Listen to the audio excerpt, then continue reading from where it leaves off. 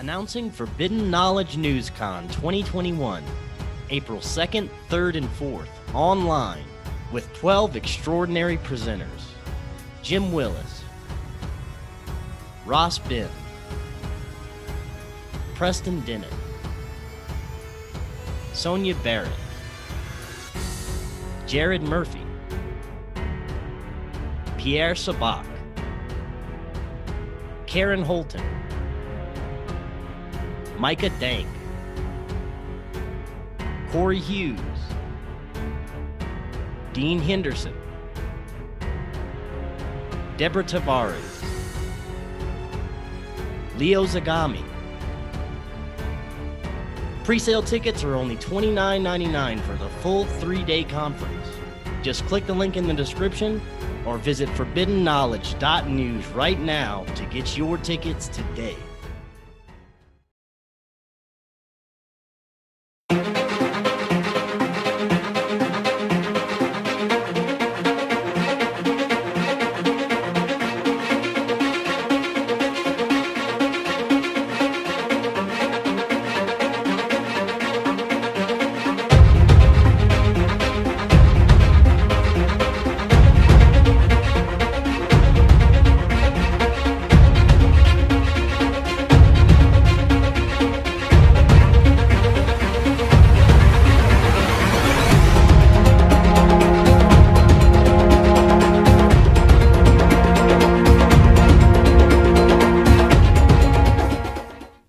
Welcome back to Forbidden Knowledge News. I'm your host, Chris Matthew.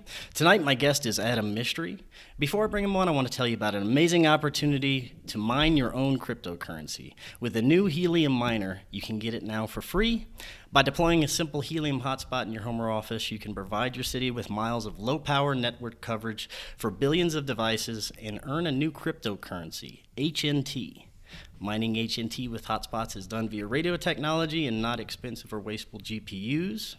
The hotspots work together to form a new global wireless network to undertake proof of coverage. You can start earning cryptocurrency by connecting your hotspot to the network with your mobile phone, and that's it. You're going to receive a phone call after you sign up to verify your order before they ship it, so be sure you answer that call. If you have any questions about using the miner or getting it shipped, we have a Telegram chat now in the description you can access if you have any questions. Just click that link in the description to get your free hotspot with free shipping today. Also, subscribe to Forbidden Knowledge News on lbry.com. It's our official backup channel. We also have a brand new show called Beyond Classified. It's exclusively on Rokfin, which is an amazing new uncensored platform for free-thinking content creators and independent media. And finally, you can now get tickets to Forbidden Knowledge NewsCon 2021. It's going to be April 2nd, 3rd, and 4th with 12 amazing presenters. Just visit our website, forbiddenknowledge.news, to check out this year's awesome lineup and get your tickets today. All those links are in the description. Tonight, I want to welcome to the show Adam Mistry. He has been studying Western esotericism for more than 10 years. This includes such topics as internal alchemy, Hermetic Kabbalah, magic, and Gnosticism. He is not officially affiliated with any society or group, and his main goal is to increase public awareness of the underground traditions that have formed through the centuries, and to highlight what techniques they use to move towards their goals. Adam, welcome. How are you doing tonight? Howdy. I'm doing all right. That's good, good. Yeah, welcome. I've been looking forward to tonight because we're going to be discussing some of my favorite stuff, magic, the occult, the nature of reality that wasn't taught to you at school growing up, and how religion essentially has covered up and hidden our true history, our abilities, and spiritual practices. I look at magic as a tool, basically, just like a knife. I think it can be used for good or bad. It's just about how you personally use it in your life. So that being said, I'd like to know what got you interested in magic and in practicing magic. Ooh, that's an interesting question. Well, I don't know. I was always, it's one of those things, I don't know, if it sounds pretentious, like I was born wanting this. But I don't know, like I've always been interested in stuff like that. I've always, like, if I didn't go into magic, I probably would have been into something like, I would have gotten into it somehow, like through the self-improvement groups or things like that. Like I always had this fascination with, as a kid, like, if we only use 10% of our mind, we all had that as a kid. If we only use 10% of our minds, but how do we? And like, what if, like, I just had all of these questions continuously churning in me. And that thirst just, yeah, perhaps that's the best way to articulate it. I had this thirst, and just kept me looking, going to a Reiki place, going to a meditation place, going to Buddhism, going to Kundalini yoga.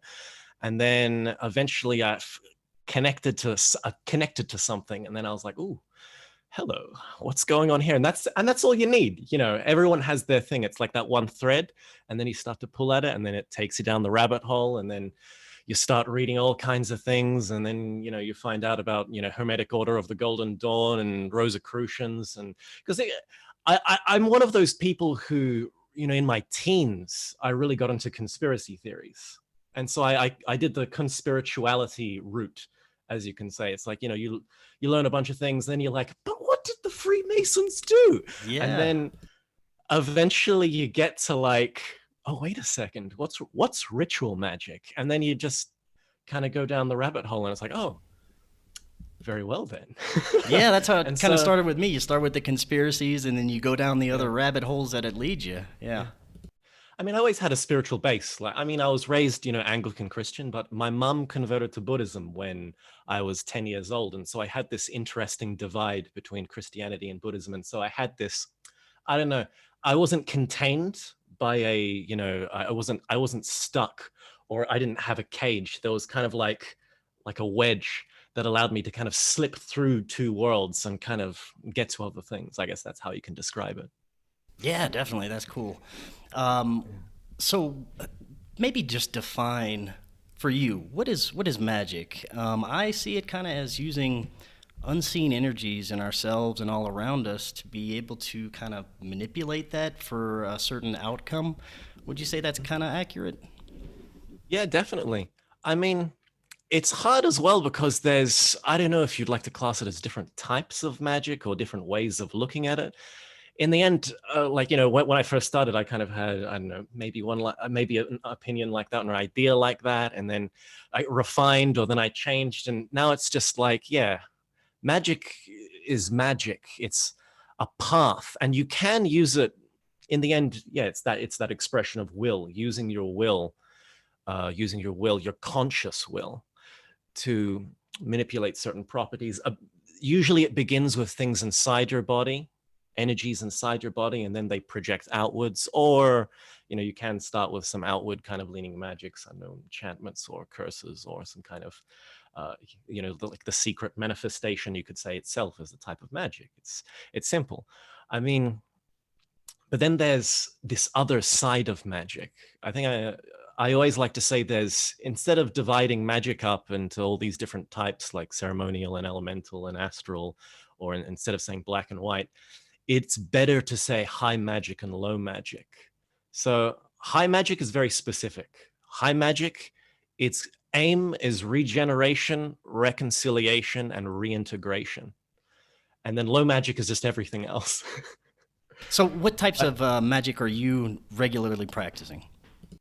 With me, well, I'd like to say I practice high magic, but a lot of my practice itself is usually geared toward, obviously I do specific meditations, and I use specific intoning mantras, kind of Gnostic mantras, things like that. Certain internal alchemical practices I do, and some ceremonial workings with angels, because it's good to work with angels and gods. One of the main reasons, even if you don't have anything, an aim, like I want to just summon up an angel randomly or something, or work with that energy, that heavenly energy. Even if you don't have an aim, like there's so many, you can read so many books. It's like, work with Odin if you want this, or Freya if you want this, or Zeus if you want this.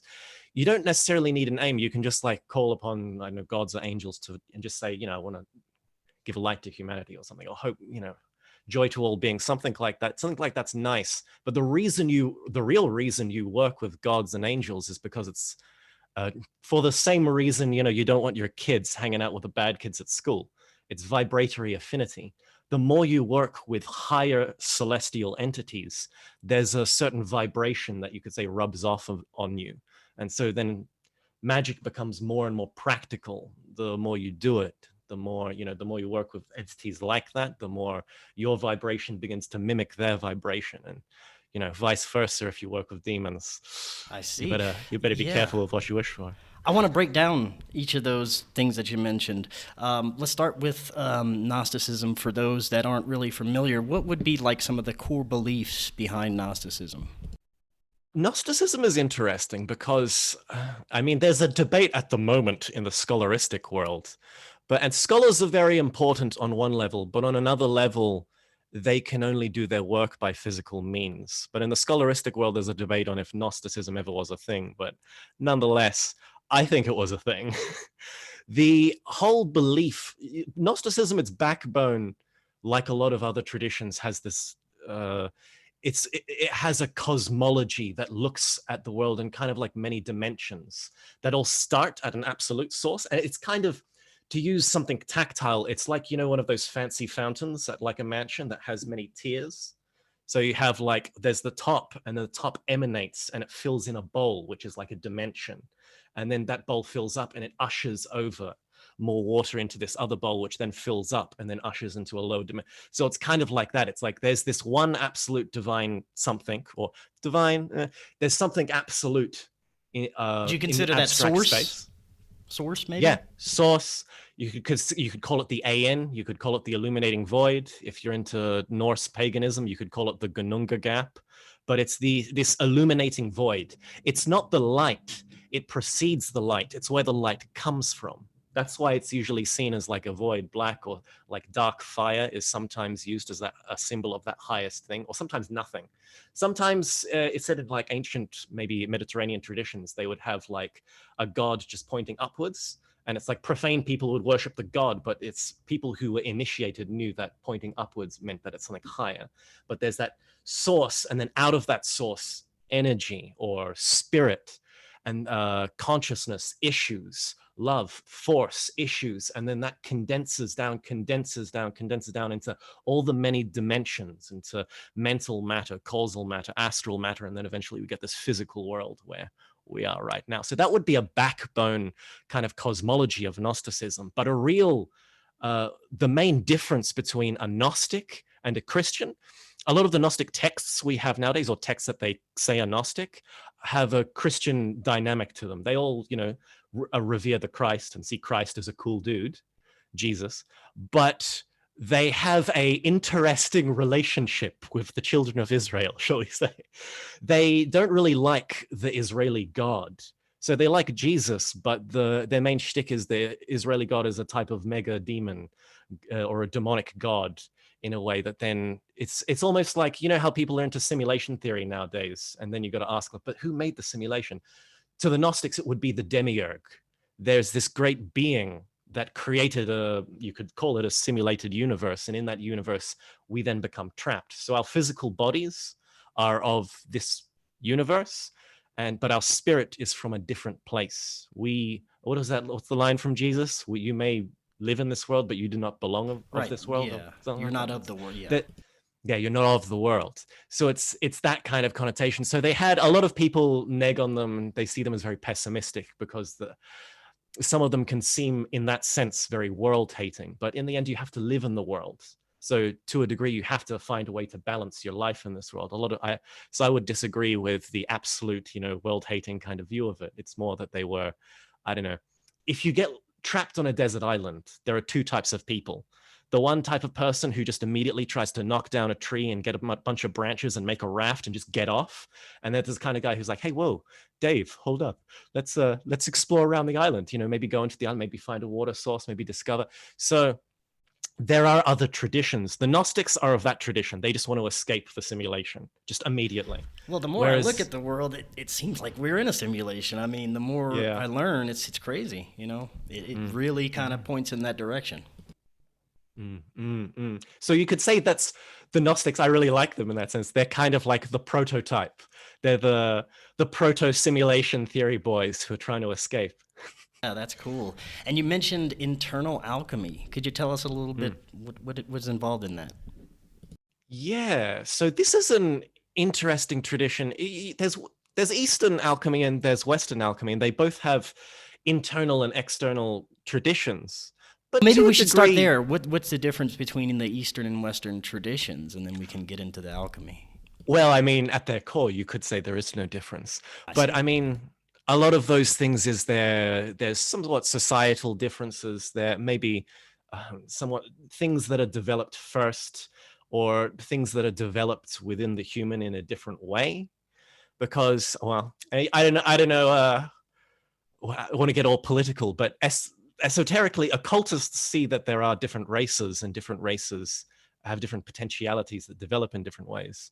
To use an example, the god Apollo, the Greek god Apollo, the god of the sun, he was a god of many things. He was also a god of music, but he was also a god of race.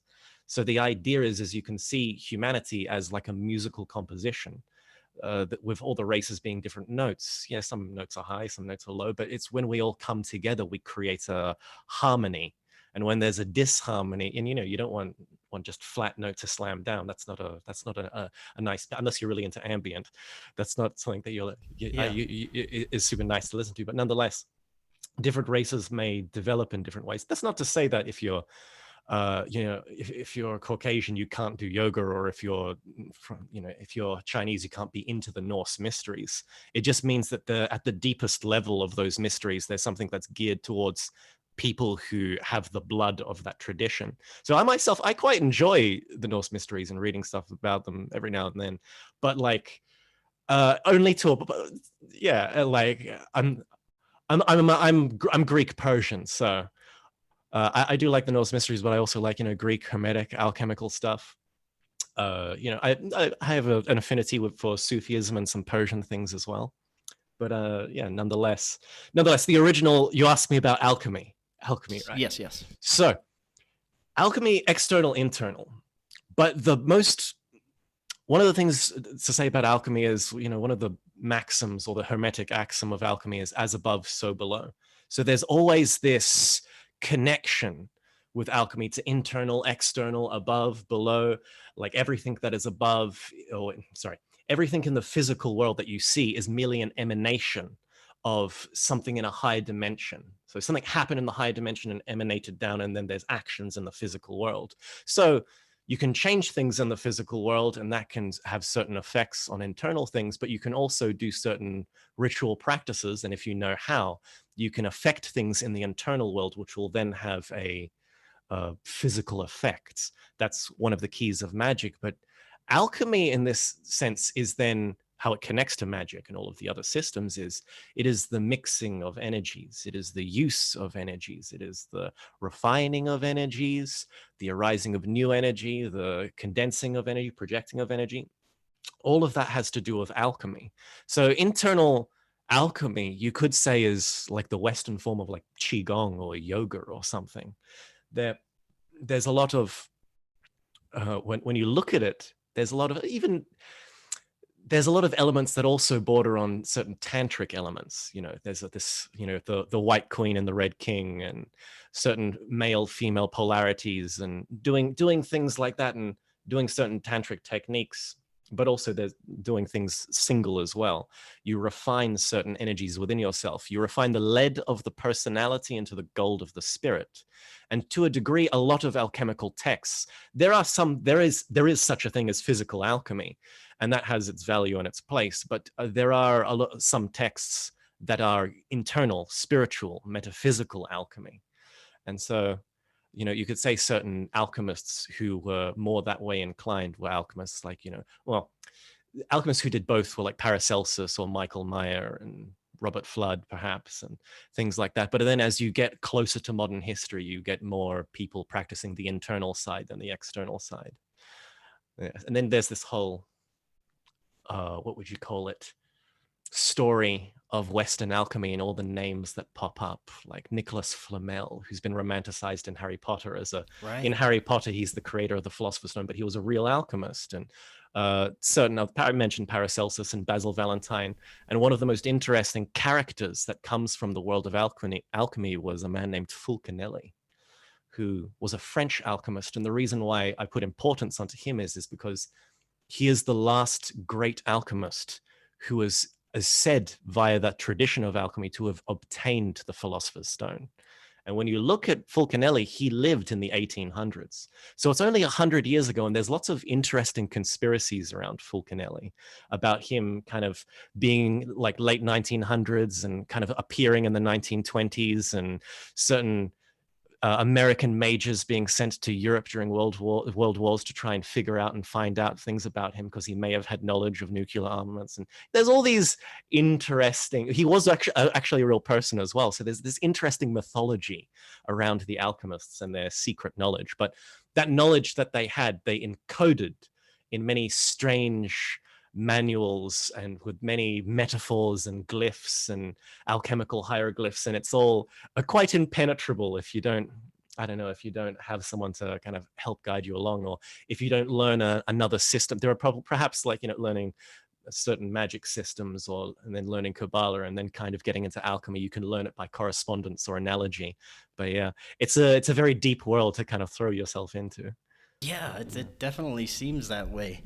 I want to talk a little bit about magic versus religion. I find it interesting that many religions kind of just pick certain practices and magical practices and use those and integrate them into their religion, Abrahamic religions, but yet they demonize a lot of the magical practices that the original practices, and hide the information away. So for you, most mystery religions are older than Christianity and the modern Abrahamic religions. So what do you think is the reason that these ancient traditions are so shunned and not were destroyed by when Christianity and some of these other religions came along? Mm. Yeah, so it's an interesting thing.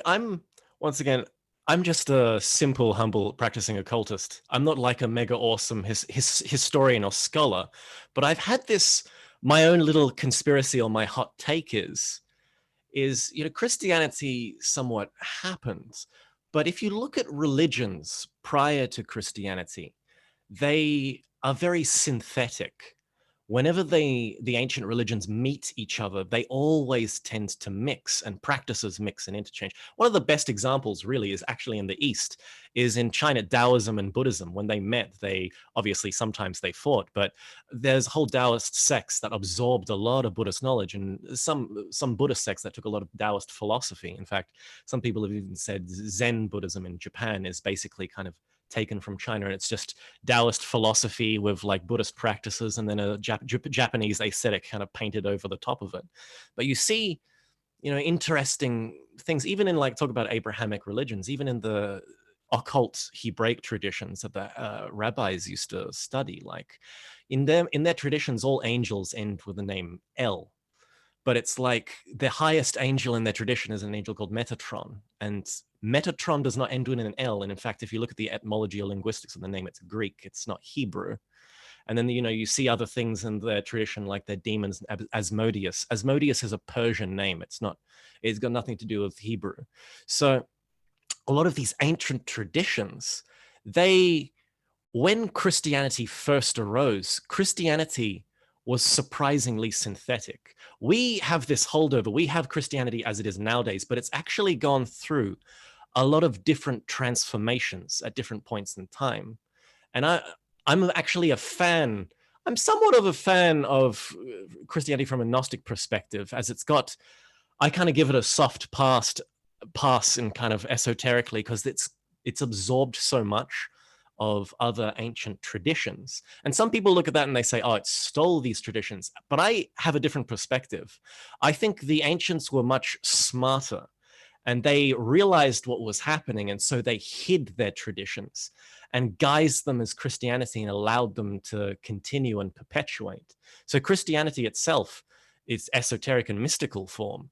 It has, this kind of emanatory backbone. It has multiple heavens, and it has, you could say certain Egyptian or Mithraic kind of theology attached to it. Even Jesus himself, you could say there are some attributes of a Hermetic Pythagorean initiate called Apollonius of Tyana, who lived around the same time as the historical Christ. Almost nothing is known about Apollonius, but a lot of his school was destroyed. But what is known is there are some things like he raised the dead, and he did a lot of miracles that Jesus did. And so it seems that a lot of his tradition was just absorbed wholesale into Christianity. But what happened in Christianity is an interesting divorce. Is they basically became an intercessor. A lot of the old ancient traditions, those traditions were very organic, and achieving enlightenment in those traditions was an organic process. Whereas with Christianity, there's this struggle happened between, you could call it like revelation and tradition. So they had this tradition which was based on revelation, but if you had a revelation and, I had a dream and Jesus came to me, what robe was he wearing? Oh, a red robe. Red. Well, this book here says that he only comes in a white robe, therefore it was the devil. And, bad things start to happen. So the tradition starts to stomp revelation. And then if you don't have revelation, if you're not regenerating, if there's no reconciliation, if there's no if the aim of the tradition isn't being fulfilled, or is only being fulfilled by the lay people, and the lay people who go off into monasteries, they don't really connect with just the normal people of everyday lives, and then you just have a priest class which then get absorbed into the political world and become more or less, perhaps let's just say they practice more low magic than they did the high magic. Then you start to get this corruption happening over time, and this happens, it's almost like the decay of a religion. And you see this a lot nowadays. A lot of the religions that have decayed or seem to be, you just kind of look at it and you go, oh, that's the reason why. It's, they actually, at their core, there is something there. And there is, if you went into their deep doctrine and skullduggeryed all the way through it, you probably would find things, but there's just so much corruption. Well, I would say there's so much kind of black magic corruption in a lot of these religions. They just kind of messed them all up. But in Christianity is like, I'd say, the greatest example of a religion that has castrated its esoteric core. Whereas there are other, like in Buddhism, there are Buddhists who just, prayer and fast, and that's about it. But then it's a tradition of inner work. There are a lot of people who take it seriously, especially in Mahayana Buddhism. They meditate every day, and it's like, that's good. But in Christianity, it's just have faith, and that's it. And that's a tragedy. That's a tragedy. Yeah, I want to talk a little bit about higher and lower magic, but before we get to that, secret societies, do you think that there are clandestine factions or secret societies that basically get together and control the world, like some conspiracy theorists believe? That there are these clandestine secret societies that have been around for thousands of years, not necessarily Freemasons, maybe other magical organizations that get together and basically make decisions for the world. Yeah, definitely. Well, the thing about secret societies is I see secret societies and religions as the two sides of a coin that was created by, how would you put it, a type of human. Because I mentioned if humans are able to develop themselves, we'll use a Nietzschean term. There's man, and then there's what is man? Man is not a means to an end. Man is merely a rope, and on one end is the animal, and on the other end is a Superman, and that rope stretches over an abyss. So there's kind of this struggle that you make, and you get to this end. But when a Superman arises, or a being that's fully developed and has its faculties intact, it can see into the internal, the metaphysical worlds. It can perhaps manipulate to some things, elemental powers in this world. What does that being then do? It can turn around and it can speak to the world, and tell masses of people, like, this is the path that you take, or it can turn to just the few. And so religions are the result of men who have, and men and women who have achieved that state. They've gone up a hierarchy. They've become godlike, but they've remained in their human vessels. And they try to teach other people techniques and systems to develop themselves. And this is what becomes a religion. Whereas secret societies are that, but you could not in reverse, but it's where the Superman has gone, these people aren't ready. I'm just going to teach the few. And there's somewhat advantages to that. Like if you just have a few, it's very hard to corrupt, and it perpetuates through time to a degree much easier. Like there's some conspiracy theories in some circles that talk about some magical societies that have perpetuated and survived all the way from Sargon of Akkad, the original ruler who was the king of the Akkadian Empire, which was the empire that came after the Sumerians. So there's this long tradition, traditions from ancient Chaldea, which is, a country around where Babylon is. Chaldea is famous in occult circles because it said that's where astrology originated from. But the problem with the secret societies is you can develop yourself one way, or you can develop yourself another way. You can crystallize something within you, and you can, kind of leave this world and look down on it and maybe help people from the spirit world, or reincarnate and help people physically, come back as a master. But there is another type of person who awakens.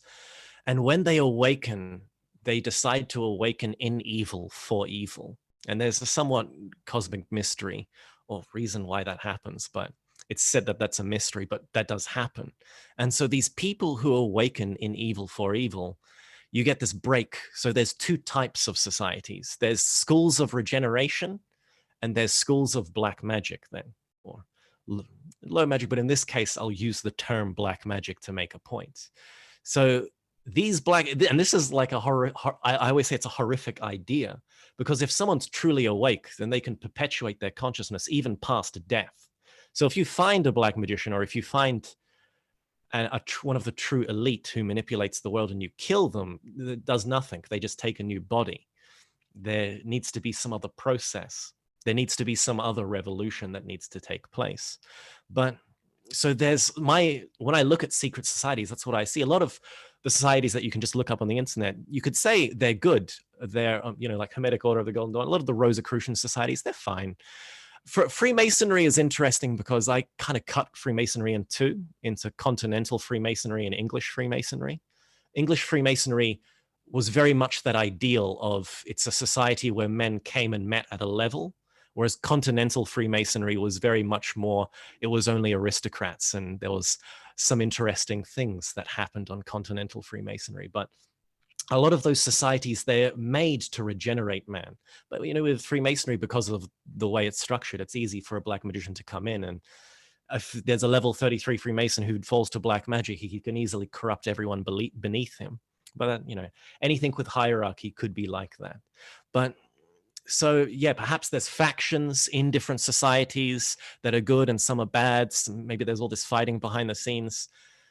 It's one of those questions where it's like, I'm not a master, so I'm not like peering into the eternal worlds and being like, yeah, man, I know exactly what's going on. But that's the aim. That's why I want to like kind of increase awareness of these things, because there are legitimate masters who left like proper literature, and there are kind of groups that you can kind of semi-join, and maybe they're a little insipid, like they only meet like once a week or once a fortnight or something, but you can use that as a base, and you can start to study, you can start to develop things in yourself. The whole point is, if people genuinely awaken their powers, and we start to see into the internal worlds, then we can actually be at a place where we can initiate true change. If we're all continuously bound by the third dimension, we're always going to be, I don't know, extras in the TV show. We're not going to be the main character. We're not even going to be the comic relief side character. We're just, it's there. Things can never truly change if we stay this way. We have to, as Gurdjieff put it, the mystic Gurdjieff, man is a machine, but he has the potential to be so much more. Earlier, you were talking about how you contacted, you can contact angels, Can work gods, with and them. kind of work with that energy. And, on this opposite spectrum, we have demons. Now, is this just, are these actual conscious entities that we're talking about, or is it just kind of like an archetypal energy, or is it a mix of both? Yeah, to a degree, you could say it's a mix of both. I mean, what is consciousness? What is man? What is man really? But consciousness in normal people is very different. It's very, I don't know, it's not stable. In someone who's developed, in a true initiate or an adept, consciousness has a more continuous attribute to it. And then to a god or an angel or whatever's in between or and beyond, there's a different kind of connotation to it. It can survive without a physical body consciously, and it can hold certain energetic attributes to it. So these beings that you kind of work with, I sometimes I don't I use the word angels and gods just to kind of let people grasp a concept, but sometimes that in and of itself, it's just kind of a concept that you kind of overlay. In a sense, it's better to say, almost better to say celestial entity, but that almost sounds kind of bland or lifeless in a way. But celestial entity, from my perspective, is probably a good descriptor of what you work with. But it's not the way that works as well. You're not necessarily working with that entity every single time. So there's one like what way to work with one of these things. It's like a kind of a prayer or like a kind of a mantric sort of ritual script you can read, but it's called the Clavicle of Solomon. Clavicle just means key, but there's a book called the Key of Solomon, but there's a specific like invocation called the Clavicle of Solomon. But you kind of say that out, and then at the end you basically chant the name of an angel or a god that you want to initiate contact with. But it's not like that god immediately comes or something. It can just be that that god sends its energy to you. It sends a part of itself. It doesn't, if you summon, I don't know, the president of a country, the president may come, or he may just send like send a message or a text. There's two completely different things, having the thing in front of you and having just the energy. So there's an occultist, a female Rosicrucian called Dion Fortune. Which book is it? It's either applied magic, or maybe training and work of an initiate, where she kind of talks about that. The working with gods and angels is, you don't, in the beginning, you probably just get the phone call or the text message, or you feel energetically different when you make your petition. But as time goes by and you start to awaken, or you start to get a more, sometimes you have spontaneous visions, sometimes you start to see things, then a more of an interplay, a more of a relationship can be built between those entities than at the beginning. Oh, okay, I see. Now, what are there any other like types of beings between angels? Like any other like Yeah, possible you could consider extraterrestrials or something like that, or different I dimensional mean, beings? yeah, well, I mean, you could say angels and gods Yeah, are other in the other dimensions, yeah. but there different people have made different hierarchies. I would say yes, but like, I know, once again, the naming angel, god, or there's even the daemon, as the Neoplatonists would Yes, I was say. going to Not ask you not about demon, that too. Yeah. daemon. Hmm. Yeah, the daemons are, you could say, are they? Yeah, they're intermediary. They're between gods and humans. I'm not sure. There's a specific Neoplatonist. His name was Iamblichus, who he was very big on the hierarchy of being and moving up that hierarchy. Whereas a lot of the other Neoplatonists, like Plotinus, were more like there's a soul and a world soul, and you just align yourself to the world soul. And he kind of had this Buddhist enlightenment, just kind of let your soul be absorbed into the world soul. Whereas Iamblichus was very much there's humans, and then there's these kind of archonitic entities, and then I think he went daemon, and there's like a higher and lower daemon maybe, and then there's like angel, and then there's different, and then there's like a higher and lower kind of angel, and then like angel, archangel, and then there's god. But a god, and then at the end, at the very top, there's the absolute, where all issues forth. But yeah, that's the I kind of like that hierarchy, but the names in the end are somewhat irrelevant. You merely can tell a being via its energy or where it's from. So a good way to extrapolate or to look or to understand the different levels of creation is you could look at an image of the Kabbalah. The Kabbalah being that it originally comes from the Hebraic tradition, but it's since there's different versions of it. There's a Christian Kabbalah and there's a Western Hermetic Kabbalah. So you can kind of look at the Kabbalah and you can look at the different spheres, and the lowest sphere, Malkuth, or the kingdom, being the physical plane. And then the next plane, Yesod, or the foundation, you could see that as like a plane where certain maybe, elemental spirits hang out. And then above in the astral plane or mental plane, astral and mental plane, you can see that there are some slightly higher spirits, some more angelic kind of spirits hang out. And then in the causal world, finally, you get the real shebang. There's the angels and gods in there, and then up there, there's different degrees of beings live in higher regions as you reach them. Now, so it seems like yeah. It seems like it'd be dangerous. Extremely dangerous to work with these lower density beings like demons, and it seems like it'd have some kind of karmic repercussion. Would you agree? Yeah. There's an interesting tradition around demons, because once again, just like how you can become an angel or a god, you can also become a demon. So there's some odd mystery in the abyss, which is why people become demons. Like there's something at the bottom of the abyss, because in the same way that there's a heaven that reaches an absolute, there's the abyss, the Avicii, the inferno, and this also has layers. A good example of that is Dante's Inferno, where he kind of goes through the layers of hell. You could kind of say there's different like layers of the abyss like that.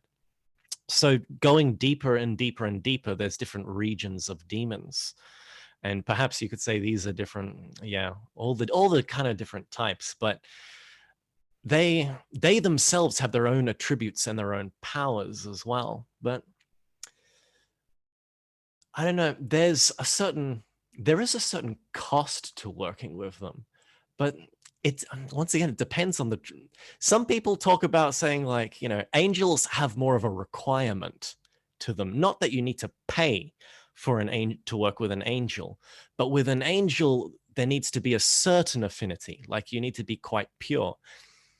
I'm kind of rambling, but to give a story that highlights what I'm trying to say is, there's one, I think it's a story of Eliphas Levi or Eliphas Levi.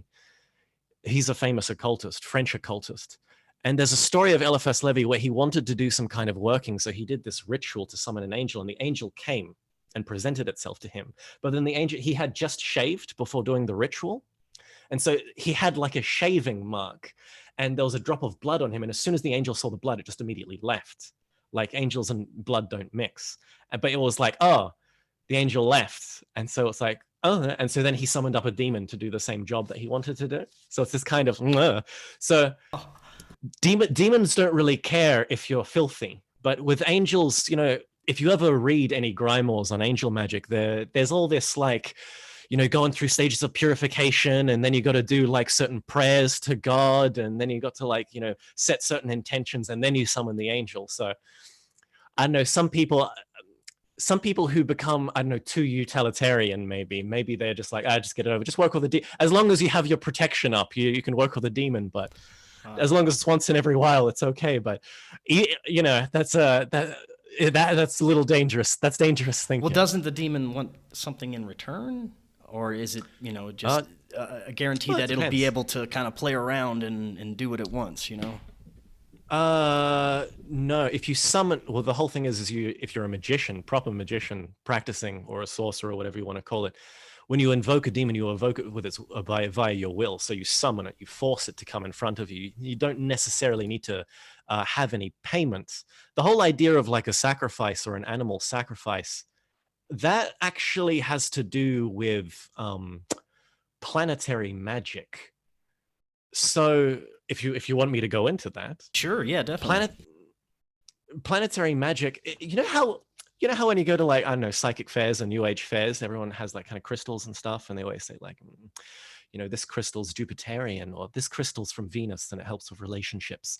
Those Yeah. correspondences all come from the ancient kind of planetary magic times back in the day, where Christian theologians would make all these correspondences to planets, and they'd assign angels to planets and plants to planets and metals and stones to planets. So Jupiter, like tin would come from Jupiter, and then the specific angel like Zachariel would be attributed to Jupiter, and a certain animal like the eagle or the horse would be attributed to it. And the whole thing is they had this idea that the planets send down cosmic energies. So it's just like, so the planet then is the physical vehicle of a god. Just as this planet isn't just a rock, it is a living organism, a living life that has its own consciousness, its own world soul. A planet also has its consciousness, also has a world soul itself. It's an intelligence. It is an intelligence which can interact with you, so to speak, but it sends its energy to the planets. And this energy just, kind of bounces off, or it gets absorbed by certain things, and certain things that have a proclivity to absorb a certain energy then has an affinity with that planet. So Mars is iron, and all things that are red, and, the ram corresponds to iron, etc., etc., etc. So the idea is if you want to work with ritually work with the energy of that planet or the angel from that planet, you kind of build an altar. And if you want to do, work with the sun, you would use some certain magical sigils that have to do with the sun, and you dress in gold, and maybe you'd have a hunk of gold on the altar, and you work with Michael, and you have some candles that are perhaps yellow or golden, and you'd work like that, and you'd summon, and that would help with the summoning. So this concept came that if you get an animal that corresponds to the planet and you kill the animal, because there's planetary energy in that animal, if you kill it, a large amount of energy is dispersed all at once. When an animal just dies in nature, it slowly leaks out the energy. But if you sacrifice an animal, a huge amount of force is released in that moment. So in that moment, you can then summon something, and then there's all this force around that you can then manipulate with your will and do a certain practice. And that's one thing, because the planets, they correspond to angels, but also there's the negative side of them, that they also correspond to certain demons. So a lot of demonic magic also has planetary connotations to them as well, like Andromelech corresponds to Mars, or Moloch is Saturnian. That doesn't mean Saturn is evil. There's actually a god and a Olympian spirit and a celestial angel that also corresponds to Saturn, but Moloch is also Saturnian. So, sacrificing, doing something very black and dark, and covering the Saturn, the color of Saturn is black, and having onyx or lead around, and doing certain things with sulfur, and certain narcotic drugs also said to correspond to Saturn, and certain things like that. Then you can summon Moloch and do what you want, like that. But so there's that connotation to it. But that's where the whole idea of sacrificing comes in. You sacrifice an animal because there's energy in it, and it's released all at once. So you don't need to make a big altar and get the drapes out. You can just get an animal and be under the stars and cut it open, and then use your willpower to And I guess like manipulate human something. sacrifice would be the most extreme Yes. form of that. Yes, because humans condense all 7 of the planetary energies. So if you get a human, and a very pure human, i.e., a virgin, and you sacrifice it, then you get into some very dark stuff, because then you have a titanic amount of energy is released. That's very interesting. Now I want to talk. You mentioned sigil magic. Could you go into sigil magic a little bit? What does that involve? Well, there's modern day sigil magic, where people use their kind of an artistic sense to create a sigil with an artistic sense, but also there's an intention behind it. And then they usually charge it via some means, sometimes using concentrative they concentrate on it and imbue it with a type of meditative concentration, and then burning it. The function of it is somewhat like the manifesting kind of thing, but you have an intention. You turn it into a sigil, and then burning the sigil. When you burn something like a petition, like you can kind of do a petition and burn it. When you burn something, it says it goes into the astral plane. So when they burn their sigils, that sigil goes into the internal worlds. And because it has that intention, it then moves in the internal worlds. And once again, changes certain things in the internal, in the higher realms, and then that emanates down into the physical. So you can affect things physically by setting your intention, by creating a sigil with an intention, setting it and charging it, meditating on it continuously, and then either burning it, or sometimes you don't need to burn it. You could say that's what some gods are merely that, or maybe some, like in the Buddhist tradition, some what they call yidams, like some, if you just see them kind of pictures of, they look almost demonic, but they're meant to represent certain attributes and have certain functions. And the reason why they look demonic is because in a lot of Eastern traditions, the only thing that scares away a demon is a bigger demon. So outside a lot of sometimes Tibetan temples and sometimes certain Chinese temples, they have like a demon statue. It's not because they worship it, they just have it there to scare away other demons.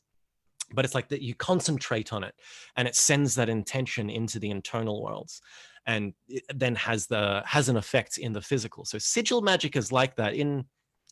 There's different, that's what people think of when you think of sigil magic nowadays. In the old, how they did it, how they usually did it with ceremonial magic, like an angel will have its own sigil. So that sigil is like a name, or it's like a signature of that angel. Some of the sigils that you see are actually created by taking the name of the angel, turning the name into numbers, and then putting the number on a magical square and going through a tracing technique, and you kind of create the sigil that then corresponds to the angel. So then you can just focus on the sigil and maybe summon some of that angel force. But there is how ceremonial magicians usually do that nowadays, or it depends what school. In some hermetic schools, when you work with angels, the whole idea is you try to connect with the angel by continuously working with them, and then at a certain point, it's in specific schools where they teach a type of automatic writing. So you connect with the angel, and then at a certain point where you've got this connection that's strong enough, you go into a trance state and you allow the angel to take over your hand, and it automatically writes a private sigil for your use. So it's like a private telephone number, like a business can have a generic telephone number, and then you can have the mobile of like the owner. That's how that kind of works. So there are some secret sigils but not secret, more like personal sigils that some magicians may use for specific angels that you may never see, or they may give and say, oh, this is the sigil I used. And so there may be traditions that have certain symbols that you don't kind of see, or you could say that's where some of the sigils come from. They either use this mathematical technique, or they use this technique of, working with automatic writing, or there's something to do with the aesthetic sense and building an intention, which then that's more of the manifesting, kind of the modern sigil magic. But yeah, that's my understanding, at least, of sigil magic. I don't claim to be a sigil master. Right. Well, earlier we were talking about source, and you said that there's something kind of behind source or beyond source, a creator of source. Could you talk a little bit more about that? It's like you said it's kind of like a void or something like that? Yes. Well, I mean, how you describe source or all, there's, in the Hermetic tradition, they say the all, and the all is everything, even things that are uncreated. Everything that exists and everything that doesn't exist is in the all. But how does the all create then? Because then you get this contradiction. If the all is everything, then it can't create something out of something else, because then that something else is something else, and you wouldn't have the all. Would it divide itself and create something? What if it divided itself? It would no longer be the all. So there's this contradiction of creation. And how the Kabbalists in a certain schools of Kabbalah reconciled this is they used it has a specific name. I think it's called Tzimtzum. And that's the name they have for this principle. But the idea is you have this expanse, a circle without a point and without a circumference, just infinite being. And how it creates is it doesn't create, it withdraws. So the first thing it does is withdraw, and it creates a vacuum, a void. And then it puts something into that vacuum. Something interesting, to just go off on a tangent. I was kind of online and, with some friends, and we were kind of talking about something, and then someone posted this little video of, it was like a 3-minute YouTube video, and it was titled Sonoluminescence. And I just watched, it was 3 minutes of a scientist talking about it, but I was absolutely fascinated by it. Because what it is they found a way to basically get a light to generate within water. But how it functioned was you have a vessel of water that's completely sealed, and you have a single air bubble in it. And then you send a sound wave into the like vessel of water. And when the sound wave hits the air bubble, it creates light. And I was just like, what? And it's beautiful as well. If you just type in sonoluminescence in line, sonoluminescence, S-O-N-O, luminescence, you get this beautiful image of this kind of water, this kind of space, and then there's just this beautiful blue kind of glowing light just kind of pulsing, literally like a star just kind of there. And it's beautiful because I was like, oh my God, like in so many traditions, they talk about the word or singing. Like in the Christianity, it's in the beginning, there was the word, and that was with God. And even in the Buddhist tradition, they talk about the primordial Buddhas that sing the world into creation, or like there's a breath out. There's always sound. Sound has this mystical quality that's always present in creation stories. And so in this, there was this connection of like, there's this vacuum, and in a vacuum, light appears when sound is applied to it. So I was like, oh my God.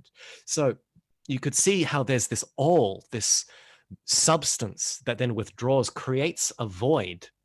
And then within that void, it sings, and then creation happens within the void. So yeah, that's very interesting, because you hear could say something like that.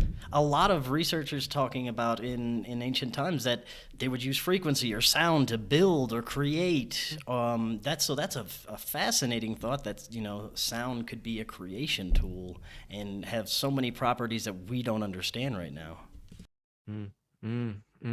Yeah, there's a lot of things that they do hide from us, but yeah, that was something beautiful. That was something beautiful. Definitely. But that's how I kind of visualize it. And then when you hear all, scientists talking about quantum fluctuations and all that, it kind of just makes more sense to me.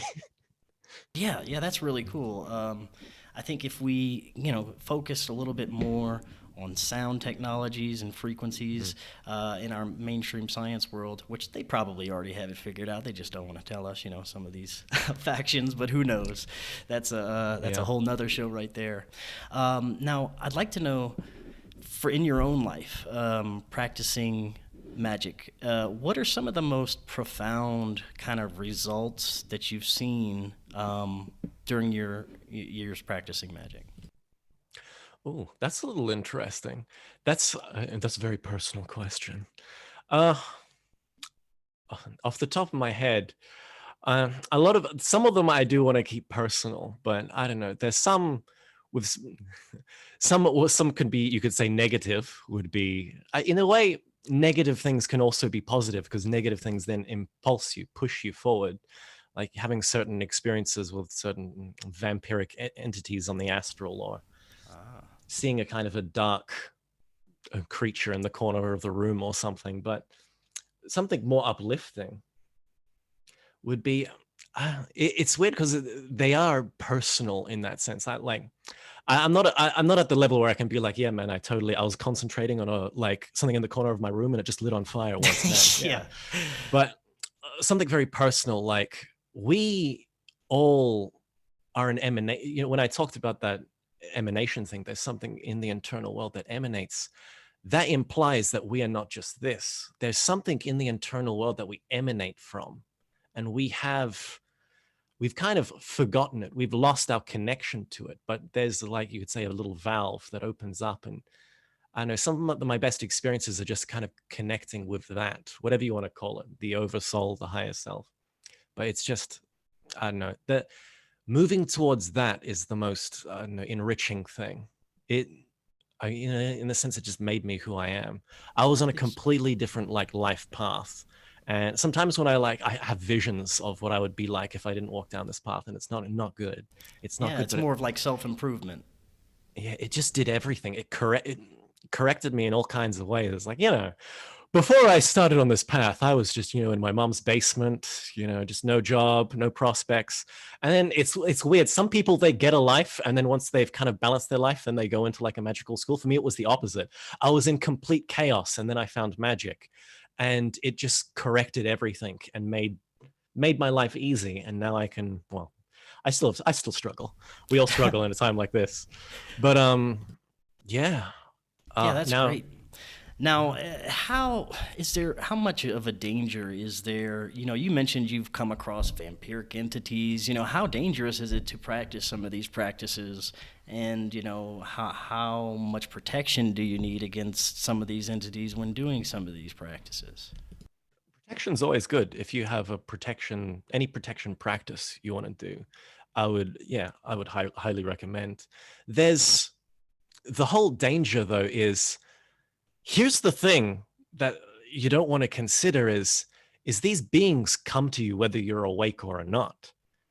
It's the problem is what the real thing is you should be practicing it. You should be practicing it, you should be awakening, because then when you wake up, that's when they're like, oh, he's awakening, and then they kind of leave you alone. But if you're only like half asleep, like the one I had with a kind of vampiric entity, it was an astral experience, you could say, where I was asleep at night but awake. And I was kind of walking around, and this big black thing with kind of red eyes came up to me. But it's like in that astral experience, I was also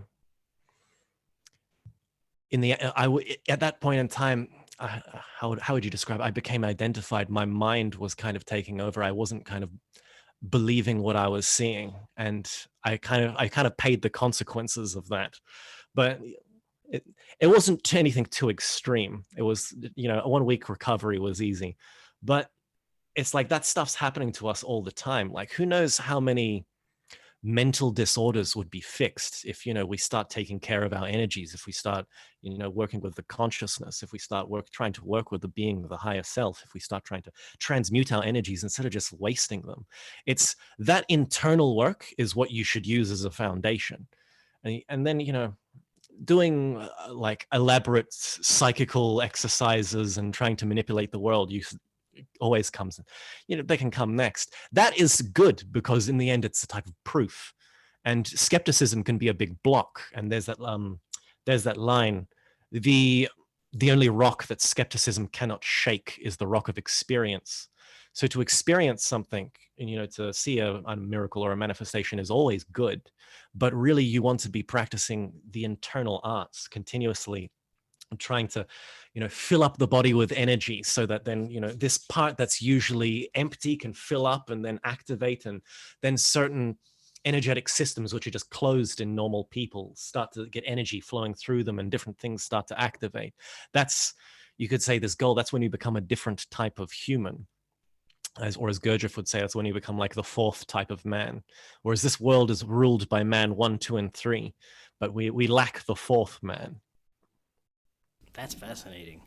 Adam, I want to thank you so much for coming on. This fascinating information. For people that are maybe interested in getting into magical practices or learning more about the occult, what are some maybe books or some reading that they can do to kind of get them kickstarted? Oof. Yeah, so I mean, I have some authors that I like, some more controversial than others.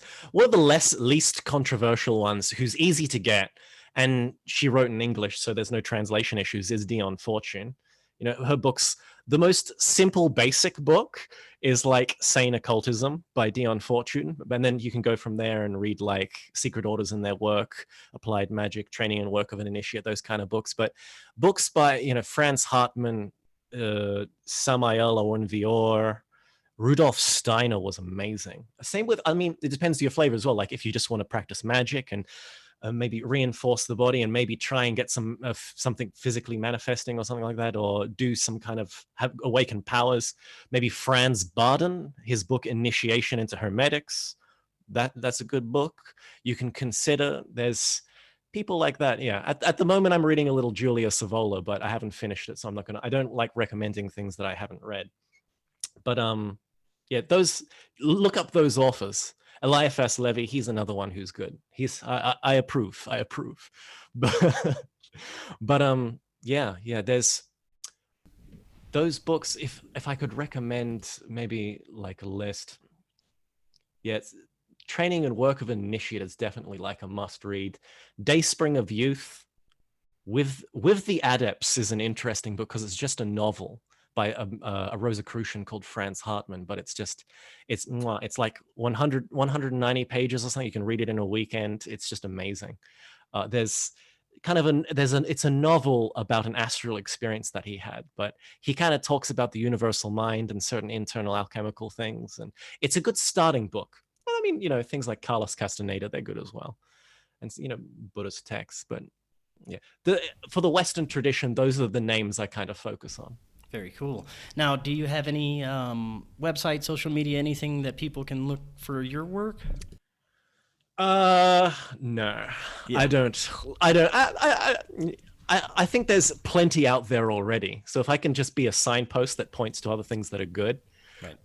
I don't really have anything. Well, fair enough. It was great information, and I'd love to have you back on in the future. Yeah, sure. It'll be my pleasure. Yeah, we only kind of scratched the surface of some of this stuff, so got plenty to talk about. Thank you very much. All right. Well, until next time, everyone else, have an excellent evening.